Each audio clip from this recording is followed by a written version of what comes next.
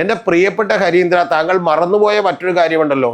ഈ RV ബാബുവും അതുപോലെ ശശികല ടീച്ചറും ഒക്കെ ഇദ്ദേഹത്തെ വെറുതെ പിടിച്ച് ജയിലിലിട്ടേക്കാണ്, കോടതി പറഞ്ഞതുപോലും തെറ്റാണ് എന്ന് പറഞ്ഞുകൊണ്ട് എന്തൊക്കെ അസംബന്ധങ്ങളാണ് ഇവിടെ പറഞ്ഞുകൊണ്ടിരിക്കുന്നത്.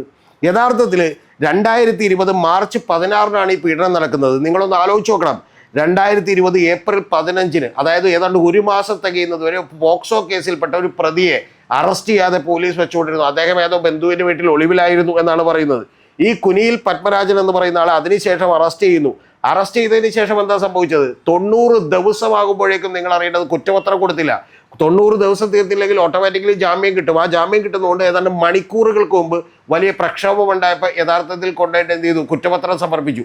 ആ കുറ്റപത്രം സമർപ്പിക്കുന്നതിന് തൊട്ട് മുമ്പ് യഥാർത്ഥത്തിൽ ആദ്യത്തെ കുറ്റപത്രം സമർപ്പിക്കുമ്പോൾ പോക്സോ കേസ് ഒഴിവാക്കി ജുവനൈൽ ജസ്റ്റിസ് ആക്ട് 75-82 വിട്ടാണ് കുറ്റപത്രം സമർപ്പിച്ചത്.